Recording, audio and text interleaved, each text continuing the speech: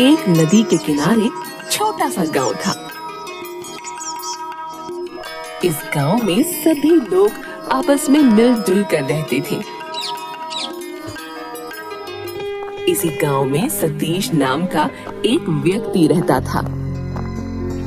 सतीश बहुत मेहनती और धार्मिक व्यक्ति था। वह पूजा पाठ किए बिना खाना नहीं खाता और अपनी फसल का कुछ हिस्सा गरीबों को दान में दिया करता था। वह रोज नदी में मछलियों के खाने के लिए आटे की गोलियां डालता था। इसी गांव में बालू नाम का एक शरारती आदमी भी रहता था। वह कोई काम नहीं करता था। उसे हर समय दूसरों को सताने में, परेशान करने में मजा आता था। उसकी माँ उसे बहुत समझाती, लल्ला तू पूरा दिन दूसरों को तंग करता है, कोई काम धाम क्यों नहीं करता? माँ, हमारे घर में किस चीज की कमी है? सब कुछ है तो सही, तो मैं काम क्यों करूँ? अरे लल्ला, इंसान का जन्म लिया है तो कोई काम तो करना चाहिए ना। यो पूरा दिन खाली बैठकर तो दूसरों को तंग करता है, यह अच्छी बात नहीं है। माँ, ये तो तुम रोज कहती हो। बेटा देख, तू सुधर जा, बात को समझ, ऐसे तो तू बिल्कुल निठल्ला हो जाएगा। माँ, मुझसे नहीं होता ये काम वाम। मेरा जो मन करेगा मैं वही करूँगा। आज तुझे कोई न कोई काम करना पड़ेगा, वरना मैं तुझे शाम का खाना नहीं दूंगी। सोच ले, आज से तेरा दाना पानी उठ गया। अरे मेरी प्यारी माँ, ये क्या कह रही हो? माँ बाहर की ओर इशारा करती है और बालू बड़बड़ करता हुआ बाहर निकल जाता है।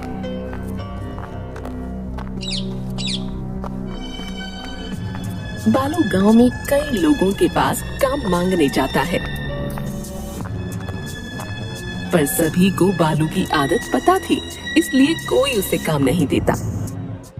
सेठ जी, कोई काम हो तो बताइए। अरे लल्ला, तू काहे काम आ गया है?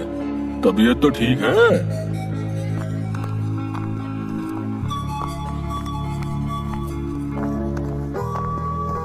साहूकार जी बोलिए तो आपका बही खाता ठीक कर दूं?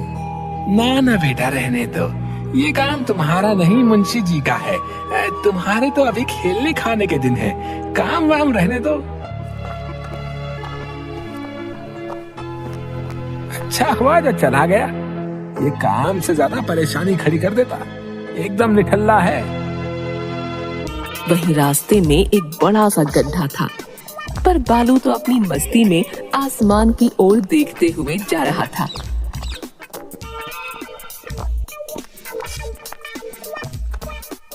गड्ढा न देख पाने के कारण वह उसमें गिर गया। उस समय कुछ बच्चे वहां से जा रहे थे। अरे बालू काका तो गड्ढे में गिर गए। सारे बच्चे जोर से हंसने लगते हैं। क्या काका, उस दिन हमें बड़ा सताए थे? मेरी तो टॉफी भी ले ली थी इन्होंने। मुझे वो बड़े वाले पेड़ पर चढ़ाकर भाग गए थे। पता है, नीचे उतरने के चक्कर में मैं गिर गया था। तेरी नेकर भी फट गई थी। सारे बच्चे फिर हंसने लगते हैं। आज खुद ही गड्ढे में। उनमें से एक लड़की को बालू पर तरस आ जाता है। तुम छप्पी ना, देखो टाटा उतने ही पाले हैं, चलो इनकी मदद करो। दो बच्चे बालू को उठाने का प्रयास करते हैं, पर बालू उठकर फिर बैठ जाता है। काका पानी पियोगे? लो टाटा, पानी पी लो। बालू उसे हाथ के संकेत से मना कर देता है। दो बच्चे बालू का पैर दबाते हैं तो उसे अच्छा लगता है और कुछ देर में वह ठीक होकर खड़ा हो जाता है। बालू को खड़ा हुआ देखकर टाटा का पैर ठीक हो गया, टाटा का पैर ठीक हो गया। चुप तोतली, चल भाग यहाँ से। काका क्यों डांटते हो इसे? अबे तू इसका वकील मत बन, चलो भागो यहाँ से। बच्चे भागते हुए गाते जाते हैं। एक था गड्ढा, गिर गया बालू काका। शाम को थक हार कर बालू नदी के पानी से हाथ मुंह धोकर वहीं किनारे पर बैठकर यह सोचने लगता है कि घर जाकर माँ को क्या कहेगा। तभी वह देखता है कि सतीश मछलियों के लिए आटे की गोलियां लाया है। सतीश के चेहरे पर इतना सुकून और शांति देखकर उसे जलन होती है और वह नदी में खड़े बत्तखों पर छोटे छोटे कंकड़ फेंकने लगता है। बालू, पत्थर मत मारो, उन्हें चोट लग जाएगी। बालू सतीश की बात नहीं सुनता और पत्थर मारता रहता है। सतीश बालू के पास जाकर उसके आसपास बड़े पत्थरों को उठाने लगता है। अबे ये क्या कर रहा है? तुम तो मानोगे नहीं, तुम्हें ये सारे पत्थर ही उठा कर ले जा रहा हूँ। तू तो पागल ही है।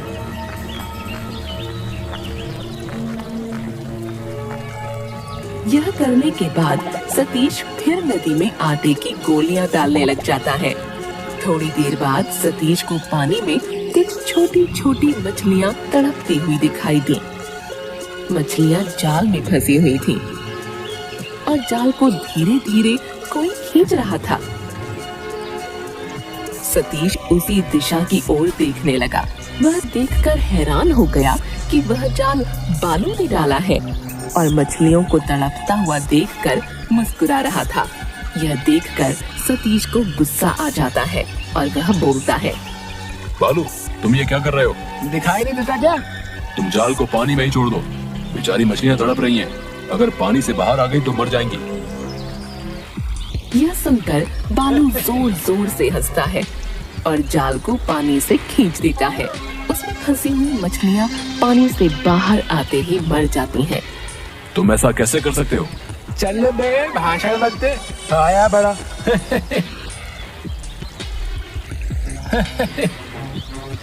बालू की इस हरकत पर सतीश को गुस्सा आ जाता है। तुम बिल्कुल बेशर्म हो गए हो। अबे मुझे बेशर्म कहता है? और गुस्से में सतीश बालू के कॉलर को पकड़ लेता है।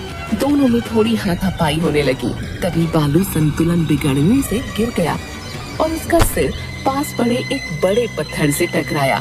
उसे हल्की चोट लग गई और खून बहने लगा। चोट के कारण बालू को बहुत गुस्सा आया और उसने एक पत्थर उठाकर सतीश को मारना चाहा, पर तब तक वह वहाँ से जा चुका था। रात को अंधेरा होने पर बालू चोरी छिपे घर में घुसता है। वह सतीश को अपनी माँ से बात करते हुए देखकर समझ जाता है कि उसने माँ को नदी वाली बात बता दी है। अगले दिन सुबह बालू की नींद देर से खुलती है। चोट के कारण सिर में दर्द था।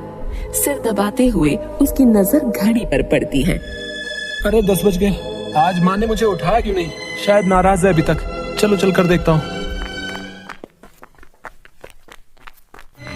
बालू माँ के सामने जाकर खड़ा हो जाता है।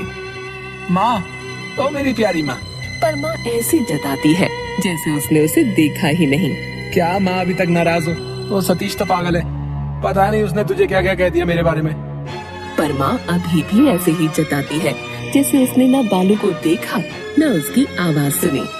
बालू झल्लाकर माँ की ओर आगे बढ़ता है, पर माँ उससे टकराते हुए ऐसे निकल जाती है जैसे कुछ हुआ ही नहीं। बालू झल्लाता हुआ बाहर चला जाता है। वह एक चाय की दुकान पर पहुँचता है। ओ भाई ओ, एक मसाला चाय देना, सिर बहुत दुख रहा है। चाय वाला दुकान में आए सभी ग्राहकों को चाय देता है। बालू बार बार हाथ आगे बढ़ाता है, पर चाय वाला उसे देखता तक नहीं। वह बिल्कुल माँ की तरह व्यवहार कर रहा था। बालू अपने गुस्से को काबू करते हुए वहाँ से निकल जाता है। वह जहाँ भी जाता कोई उसकी ओर नहीं देखता, न ही किसी को उसकी आवाज सुनाई देती। बालू परेशान होकर एक पेड़ के नीचे बैठकर कुछ सोचने लगता है। तभी उसे ख्याल आता है कि कहीं कल सिर पर चोट लगने से वह मर तो नहीं गया। शायद इसलिए सब उसे न देख पा रहे हैं, न सुन पा रहे हैं। यह ख्याल आते ही बालू की आंखें नम हो जाती हैं और वह नदी की ओर चल देता है।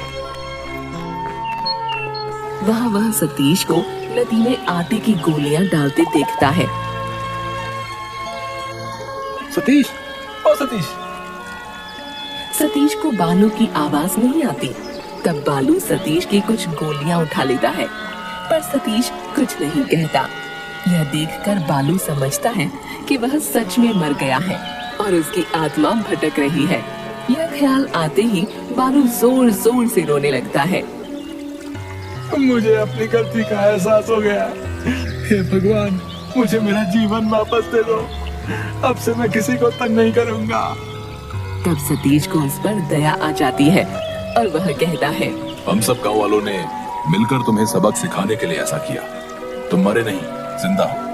ऐसा कहते हुए वह बालू को गले लगाता है और बालू उससे अपनी गलती की माफी मांग लेता है।